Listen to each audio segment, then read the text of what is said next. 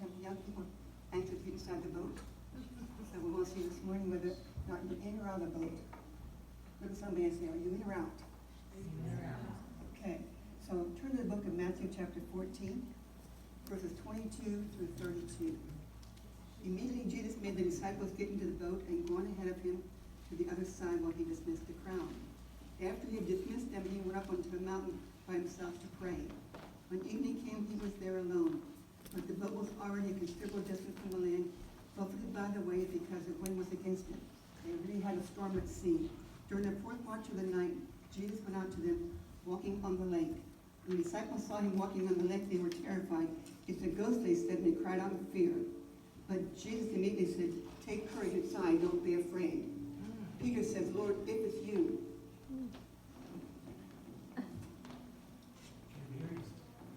Have it on. Can you hear me?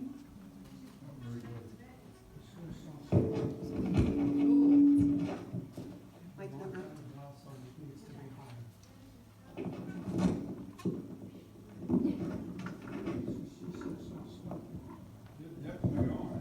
Now I'm on. Is that better? Okay.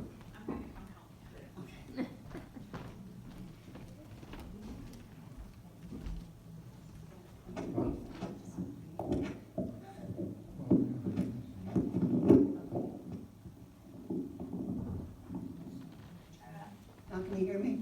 Yep. Okay. Thank you, Sister Melissa. Always send the lady to do the job, right? Peter said, Lord, if it's you, bid me come in the water. Jesus just simply said, come. Peter got down out of the boat, walked in the water, and came toward Jesus. But when he saw the wind, he was afraid, began to sing, cried out, Lord, save me. Immediately Jesus stretched out his hand and called him. He said, you have little faith, why did you doubt? And when they climbed into the boat, the wind died down. Then those who were in the boat worshipped him, saying, truly you are the Son of God. A little thought I want to leave with you this morning was, it said that when they had climbed into the boat, it wasn't immediately, but Peter was walking along with the Lord. And when Jesus put forth his hand and called him, all of a sudden Peter's faith began to rise. So that when they had crossed over the land, they came to Gennesaret. So I want to teach this morning on get out of your boat. So I'm going to ask Brother Wayne if he'd ask a blessing on the teaching this morning. Brother Wayne, would you have the teaching on the Word of God this morning? Yeah. Would you bless the teaching this morning? So the blessing. Blessing. Oh, blessing. Yes, we're all blessed. Oh, you mean? Right. Yeah. Heavenly Father, we thank you, Lord, for your word. We thank you, Lord God, for your people, Lord. We just ask, Father, today that you would come and do in our lives, Lord, that only what you can do. Father, may your anointing and power rest upon Pastor Peggy this day. Lord, we need to hear from you, Father, and we pray for your anointing, Lord, that what she delivers, Lord, is the word from you. And we thank you and praise you, Father, for your mercy and your kindness and your grace. We thank you, Father. We just need you so much, Lord, and we would pray, Father God, that you would put within our heart, Lord, the love, the attitude, and the mercy and compassion of Jesus. The Apostle Paul said, let this mind be in you, which was also in Christ Jesus. And Lord, we ask for that. We ask that the mind of Christ and the attitude and love and mercy and compassion of Jesus would be in us this day and always. Bless us now, Father, as we hear the word, and help us to be a blessing to others. We ask all these things in the precious name of Jesus. Amen. Peter was in his boat, which means he was in a comfort zone. Didn't have to worry about anything. He was very comfortable in there. How many of us ever get into a comfort zone and say, we really like this? You know, sometimes we have to have the boat kind of moving around, and we say, nope, I'm very, very comfortable. It said he began to sink, but Jesus said to Peter, literally, Peter, get out of your boat. And Peter was thinking, I can't do that. I can't get out of my boat. And how many times have we said, poor old Peter and his lack of faith? How many of us have walked in water when it wasn't wasn't frozen. I wouldn't say, poor old Peter, where's your faith? If Peter was alive, he'd say, where's your faith? Show it to me. If you can walk in the water, you can do it too. But how many of us have done the same thing? We take our eyes off of Jesus, and the minute we do, we start to sink. That's right. And Amen. Jesus just simply says, come on, give me your hand, and I'll get you out of the boat. So we want to take some examples from the Bible this morning. We want to start with Noah. Which one of you is Noah? Hop in the boat. Okay. Okay. I like to do illustrated sermons because you remember a whole lot more. We have no water, so you can't get down the river. So, okay. Very comfortable, Aiden? Comfortable? Okay. In Genesis chapter 6, verses 5 through 8, it says that in order to get the people saved, Noah had to get out of his boat. Probably thought that he'd lost his marbles, and they're thinking, what's he building, a 3-story coffin here? Because the people had not seen what? Rain. They hadn't seen rain. So when Noah said it's going to rain, they're thinking, what's rain? So they're just shaking their head and saying, poor old Noah, he's crazy. Can you picture his wife thinking, oh, Noah, honey, I sure hope you heard from God. Do you think his wife was behind him 100%? She probably had her doubts. But when Noah said, look, God said there's a flood coming, I think immediately she thought, my husband's not so crazy after all. But a 3-story coffin is what literally was all about, but Noah obeyed God. That's all he had to do, just obey God. He served God and took God his word to build the ark in order for the people to be saved. How many of us can say, yeah, we want to get out of the boat? Picture this, the ark, 450 feet long. That's longer than this building, isn't it? That's a big boat. Being no wonder they thought he was cuckoo. It was 75 feet long and 45 feet high. That's a big boat, right? I imagine his neighbors were saying, poor old Noah, he's really flipped his lid this time. He's completely lost it. So had Noah stayed in the boat and not warned about the flood, how many souls would have been saved? None. Not one soul would have been saved.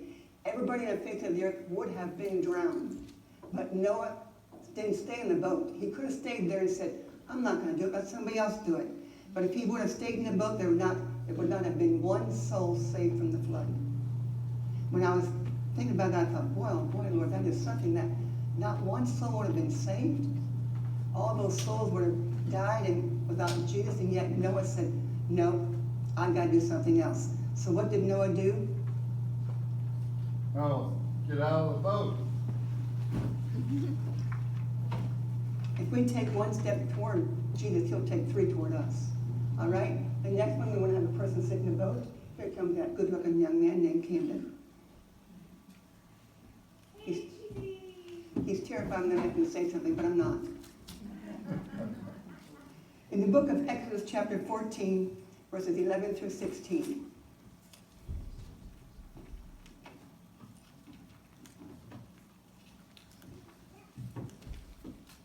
How many can think this is what we're going to be talking about Moses? How many think that Exodus is associated with Moses? First thing we say about, we get the book of Exodus, we say it must be about Moses. Okay? So let's look at Exodus chapter 14, verses 11 through 16. As Pharaoh approached, the Israelites looked up, and there were Egyptians marching around them. They were terrified and they cried out to the Lord. They said to Moses, was it because there were no graves in Egypt that you brought us to the desert to die? What have you done to us by bringing us out of Egypt? Didn't we say to you in Egypt, leave us alone, let us serve the Egyptians? It would have been better for us to serve the Egyptians than to die in the desert. Now, their faith definitely was not in Moses, and their faith definitely wasn't in God. They had forgotten all about everything that happened in Egypt, being slaves for all those years. That completely slipped their mind.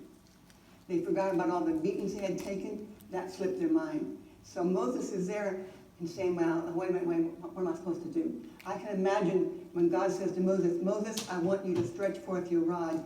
And Moses is thinking, I wonder if this water is really going to part.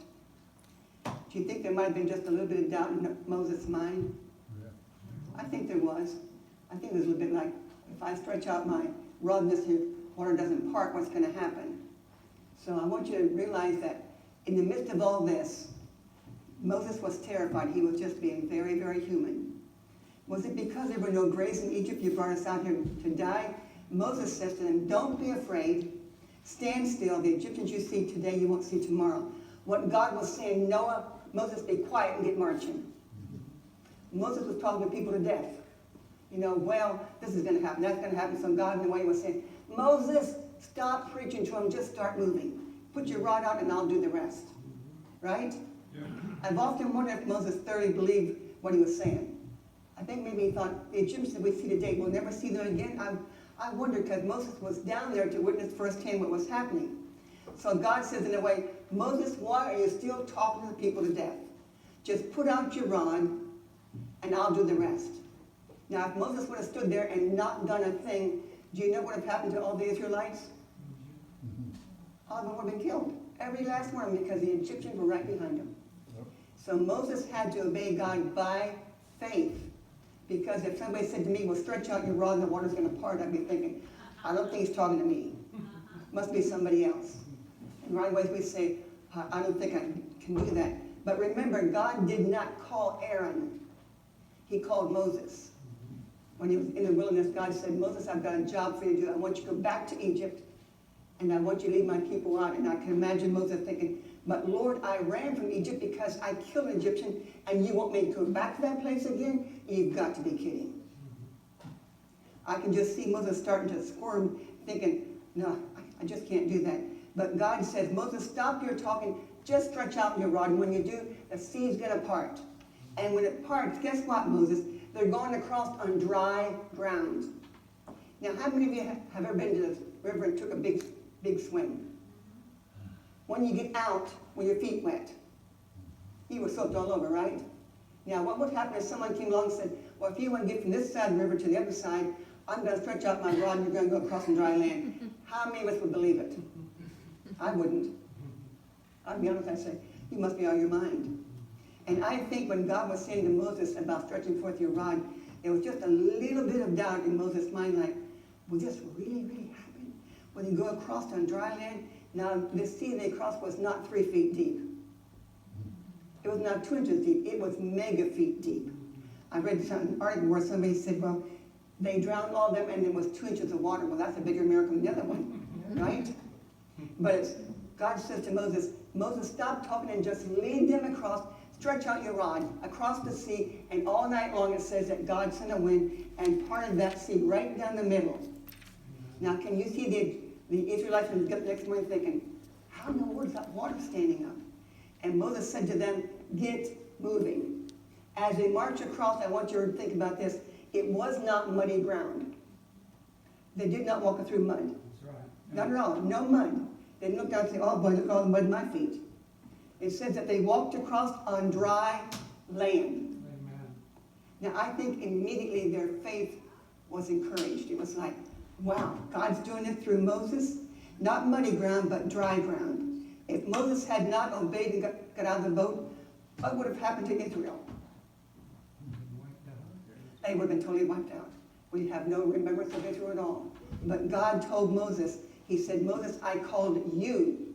Aaron will be your helper, but I've called you to do the work. Moses was the leader. You can't stand to be in the boat if you want to lead somebody. If you want to be a leader, you've got to get out of your boat. Is that right? Okay, so can't stay in the boat, so what do you have to do? Moses, get out of the boat. Do you think remember a whole lot more of what you see? The next one is one of my favorite characters in the Bible. And that's the book of Genesis chapter 3, 39, verses 7 through 9, where it talks about Joseph and Potiphar's wife. Now I want you to think about this. Okay, we've got them in there, all ready to go. Anybody got water so we can float down the river? Nope, okay. Now, I want you to picture Potiphar's wife. She was used to getting anything she wanted. And I picture her as being, her face all made up with makeup, and she smiled might crack, but she was all made up anyhow. And her husband was a real wimp. See, no, he wasn't. Yeah, he was. His wife could convict him of anything. Is that true? See, she usually got what she wanted, probably did a little bit of a pouty face like, but you don't love me if you don't do this for me. How many wives have ever said that to their husband? But if you love me, you'd do this and you wouldn't. How many husbands have said the same thing? But if you love me, honey, you would do this. And they're going, no, no. But she usually got what she wanted with a little bit of a pouty face. She was a very aggressive woman. Now, she might have been having some boys friends with the guards, I don't know. It doesn't say, I just pictured her in my mind that she was very aggressive, and she is a woman who got exactly what she wanted. So she looked at Joseph and she said, Joseph, I want you. Now, remember, I picture Joseph as being a very, very hunky looking man. A young man about 17, but I don't picture him as being wimpy. I picture him as having some muscles, and like the young people would say, that he was a real hunk. So she was looking and thinking, that's the one I want. Forget these guards, they're too wimpy looking. So it said that day after day, she pestered Joseph. Joseph, come be with me. And Joseph going, I can't do this. I just cannot do this. And she said, but Joseph, come be with me. And Joseph still refused. So day after day, he could have been worn down, but he did not back down. Not for a minute. He must have been quite a hunk. If he had stayed in the boat, who would become the deliverer of Egypt from the upcoming famine? There'd be nobody. Egypt would have been destroyed by the famine because there was nobody to say what was going to happen. But when he got out of the boat, God used him to interpret the dreams of the butler and the baker, and both came to pass, and they were shocked. Because none of the astrologers in Egypt, no one could interpret what those dreams were. But they called for Joseph, and both the dreams came true. One guy got his head cut off, and the other guy was resumed back to his position again. But it says, now, and the one man said, now Joseph, I will remember you. I will remember you when Pharaoh, back to Pharaoh, I'll tell Pharaoh what you did. And Joseph said, okay. So it says that a little bit later, Pharaoh has a dream. And he calls all these guys in from Egypt and said, tell me what the dream means. They said, we don't know. And I can imagine him going, but you guys are supposed to be able to tell me the future. What's my dream about? We don't know. All of a sudden, guess who remembers his dream? The cupbearer goes, oh, that's right. I remember a young man who was in prison with me. Pharaoh, you threw him in prison, and I was in there with him, and we had a dream, and they both came true. I've been restored. I'm being your cupbearer again. But the other guy, well, he died. So I can imagine this guy saying, why didn't I remember that before? And Joseph being in the prison probably thinking, they said they would talk to Pharaoh for me, but yet they didn't. So for 2 more years, Joseph remained in prison. That's a long time. So Pharaoh says, bring him out of prison. I want to talk to him. So can you see as they hurriedly go down to Joseph and say, Joseph, here's some clean clothes, put them on. And by the way, shave. You're going to see Pharaoh. And can you imagine Joseph going, Pharaoh, that's the guy that threw me in here. And you want me to go see him? Now, if I was Joseph, I probably would have done the same thing. Like, no way, I'm just going to stay right here in my little boat of prison. I'll just be fine. Bring Joseph out of the prison and before the mighty Pharaoh, and God used him to tell Pharaoh what the dream meant. He was promoted right on the spot. Amen. Now, how many of you have been in the military and been promoted from private to sergeant overnight? It didn't happen, huh? Had to work their way there, right? Now, Joseph could have worked his way up to underneath Pharaoh, but overnight, he went from Joseph from the pit to the prison. Now he's in the palace, standing before Pharaoh, and Pharaoh says, tell me what the dream means. And Joseph said, well, it's like this. 7 years of famine, 7 years of plenty.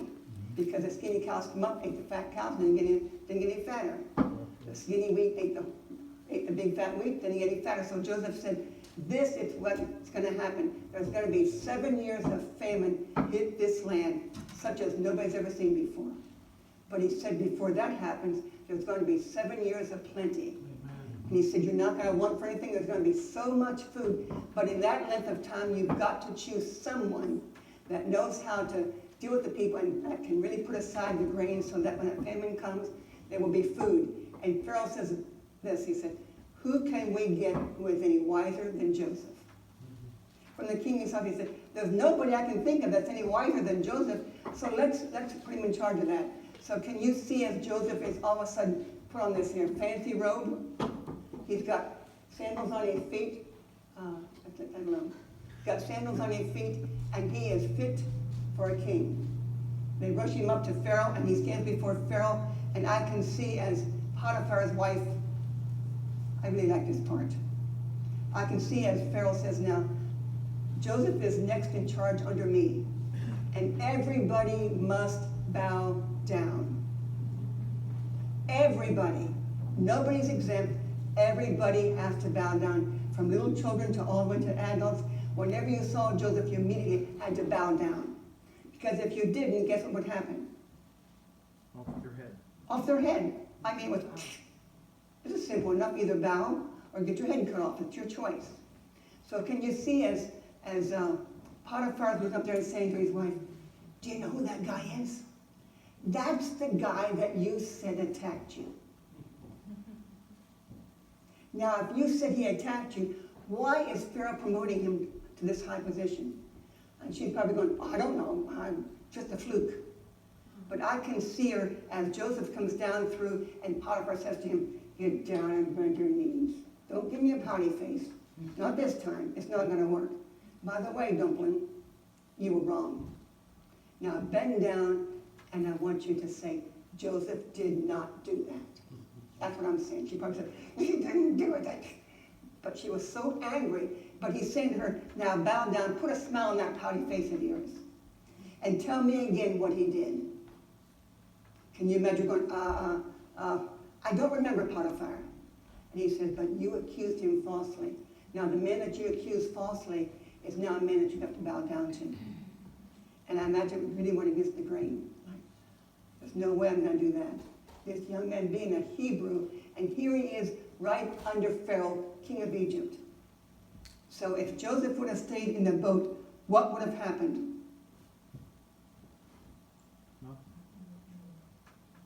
People would have starved. People would have starved to death. So what do we say to Joseph? Joseph, get out of the boat.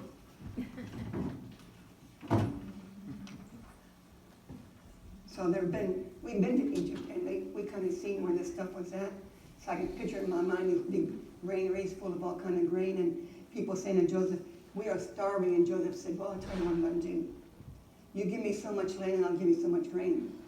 So Joseph was able to really produce the stuff in Egypt, and Egypt became a very, very prosperous land. So the next one is one of my favorite men in the Bible. I love to talk about him because I can associate with him.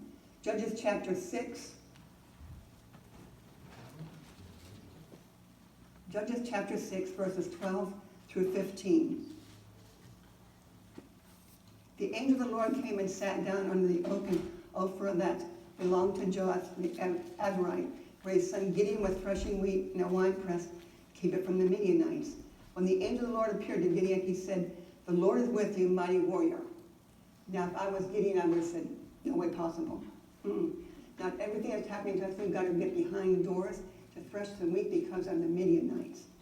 But, sir, if the Lord is with us, there's a question. If the Lord is with us, why has all this happened to us?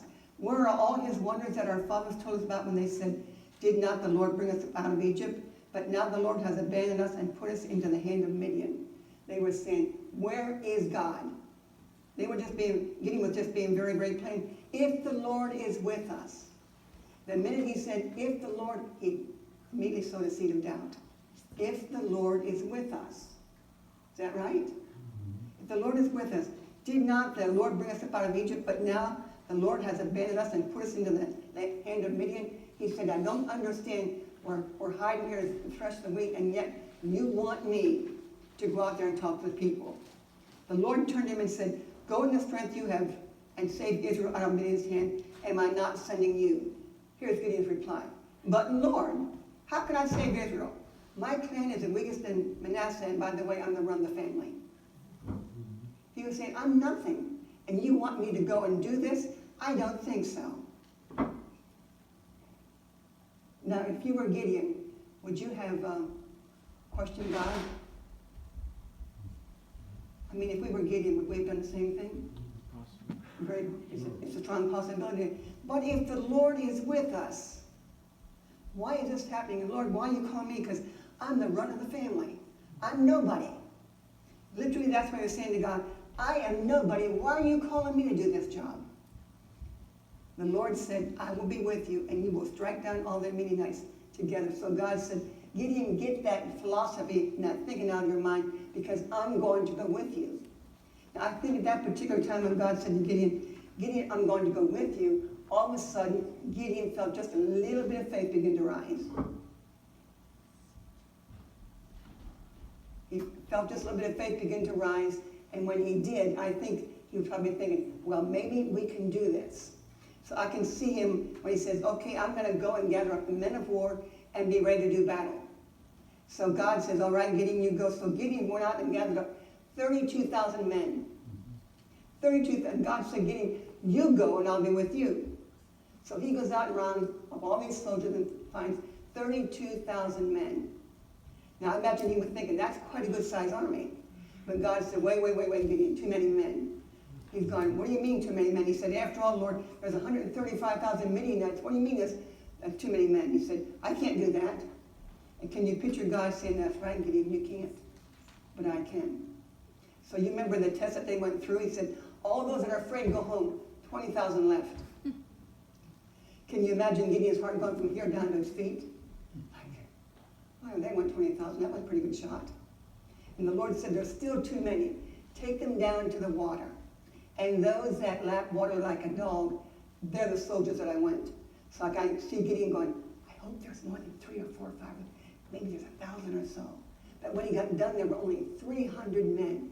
Right. Now, if I was Gideon, I would have thought, I started out with 32,000 men, I've got 300 men to go into battle.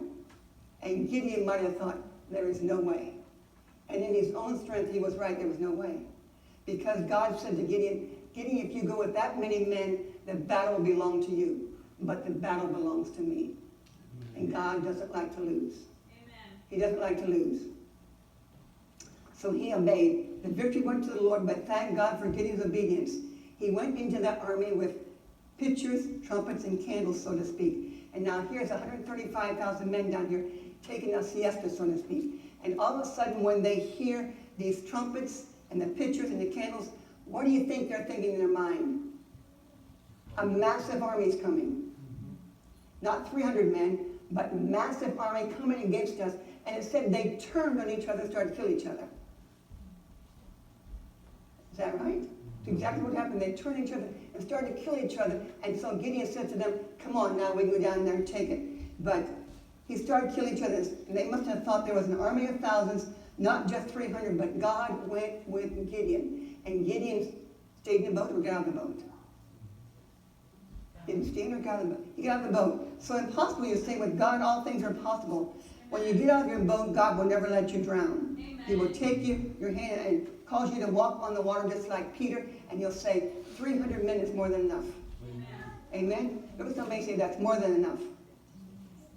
Look at somebody say, that's more than enough. That's more than enough, right? That's more than enough. So we're saying to Gideon, Gideon, what are you going to do now? Gideon, if you're in there, get out of the boat. What happened to Gideon? I think he's Put him invisible. in. Who didn't get in? Gideon never got in. Ella didn't get in? Get in the boat there, Ella. There's no water. Doesn't she make a nice looking Gideon now? Okay, now. Gideon, get out of the boat. The second time. Okay. Sometimes, you know, we think, I can't do that because we're a little scared. That's okay. Okay, the next person in the boat is going to be Joshua. Can you picture Joshua wearing something like this? Yes. That's classy. That's classy. Yes. And they would have said, oh man, whatever you want to do, Joshua, we're with you. So let's look at Joshua chapter 6, 1 through 5. If you could find that for me, honey, and read that, I'd appreciate it. Joshua chapter 6, verses 1 through 5.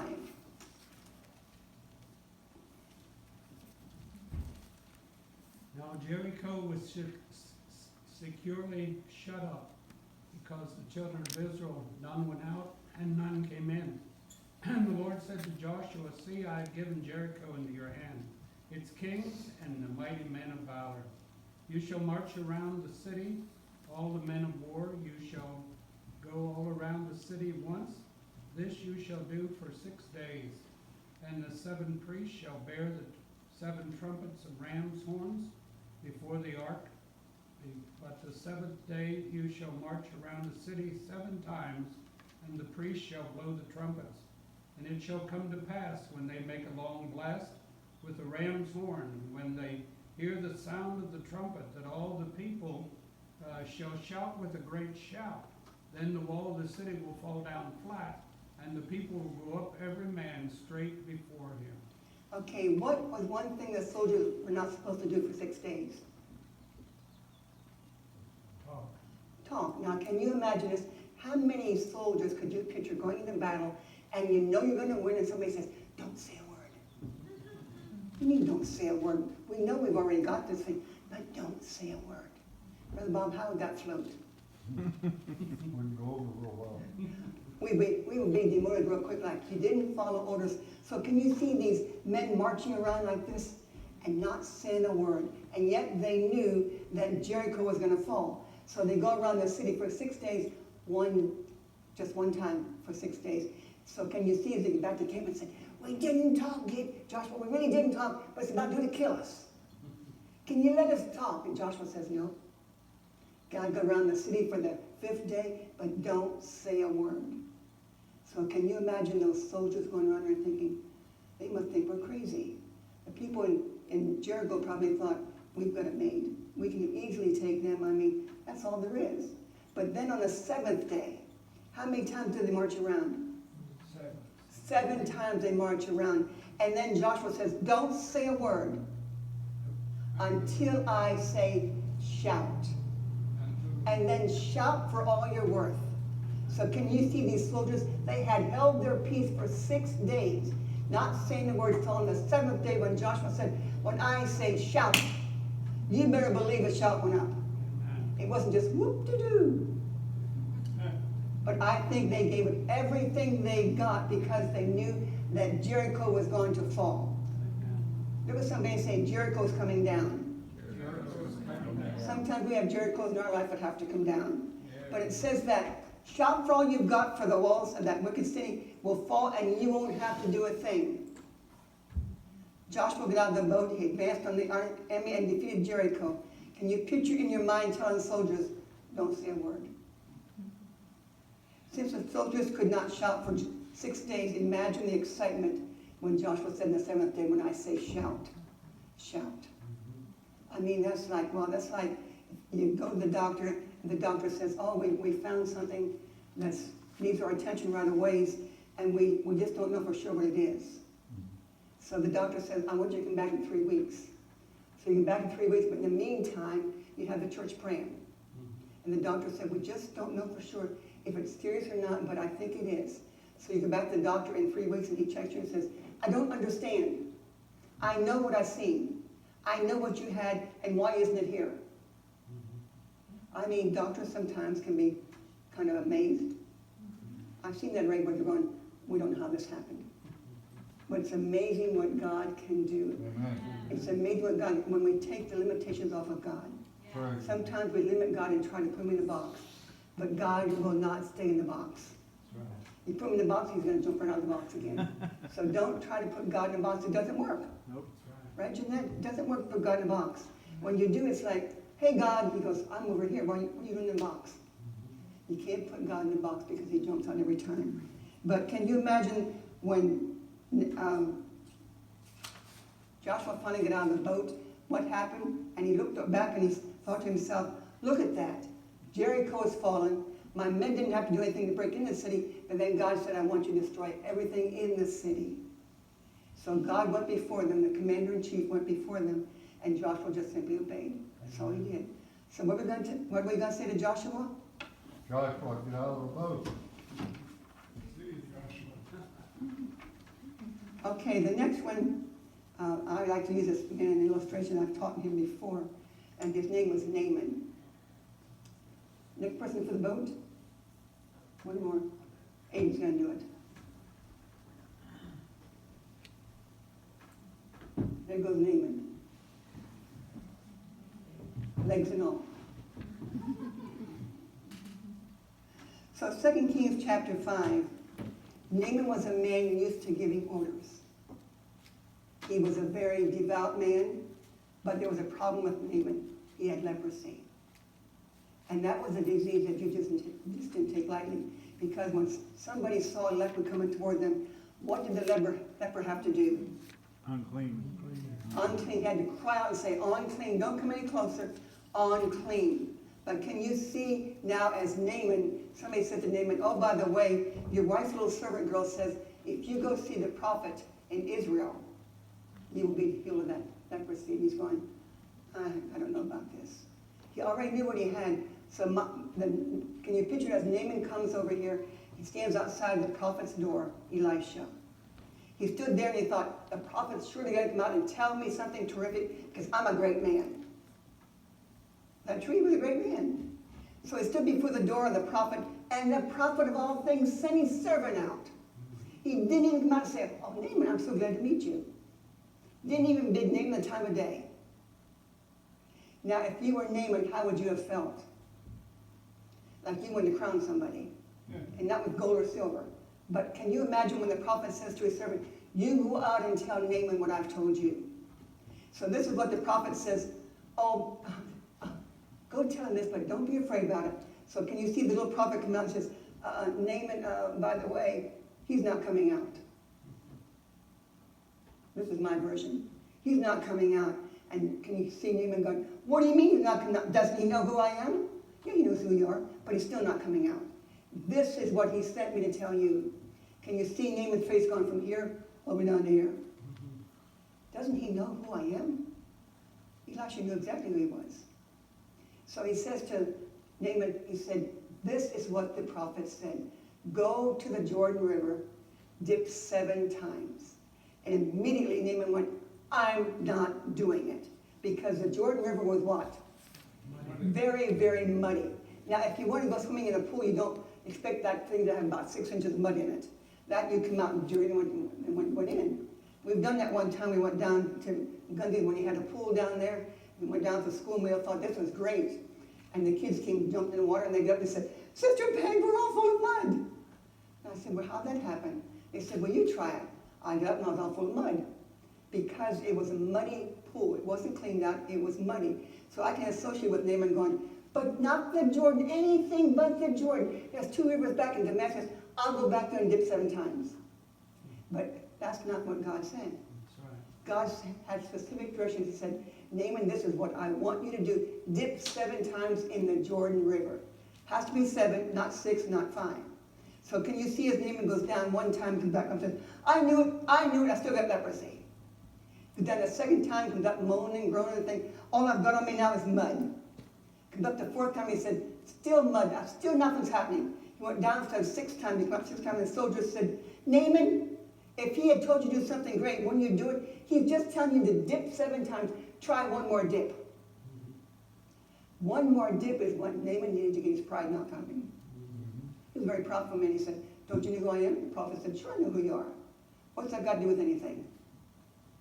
But it said that Naaman was used to giving orders, not to taking orders. So, but if the prophet told you to do something great, would you not have done it? So Naaman, please for us, just dip 1 more time. So it said that after he dipped 1 more time, it was such an easy thing to be healed, but it took 6 dips to knock the starch out of Naaman.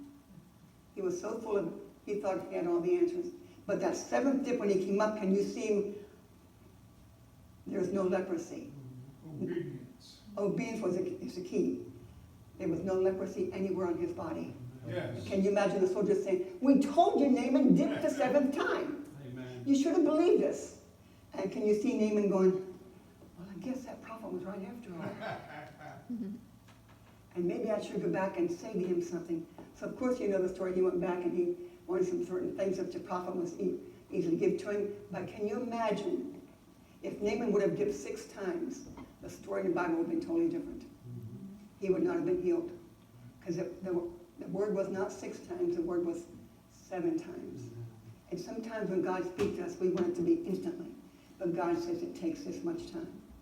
I think of Sister Melissa and being pregnant, it didn't take 6 months to have the baby. It didn't take 7 months. It took 9 dips.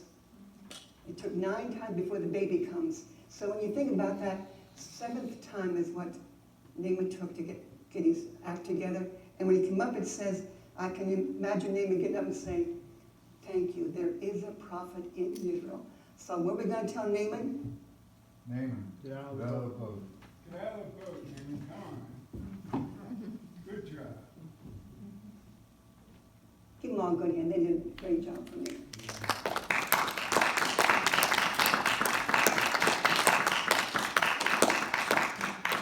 You asked me this question this morning, what keeps me from getting out of my boat? When you're tempted to trust in, when life's getting stormy, what makes you stay in the boat? What's keeping me from getting out of the boat? Fear of failure. But Lord, if I get out, I might fail.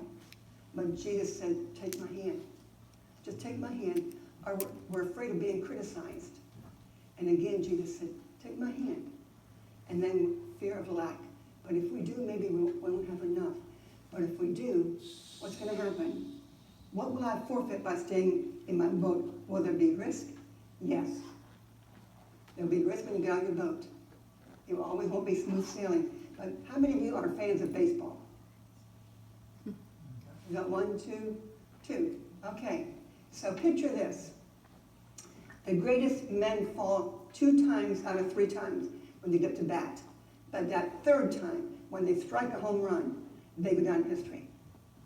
It makes them feel good. So, but they know if they don't step up to the plate, they will never experience the joy of hitting a home run. So sometimes they have to get out from the boat, take up the bat, and hit the ball, right? So if you stay in your boat, you will eventually die there. You'll just die there and end up wondering, what would have life have been out like if I would have got out of the boat? If I just would have got out and walked on the water and took the hand of the master. So sometimes when you see somebody going through something, say, can I help you get out of your boat? If they say, what do you mean? Say, well, we heard this. And you have a choice. You can either stay in the boat and get out of the boat.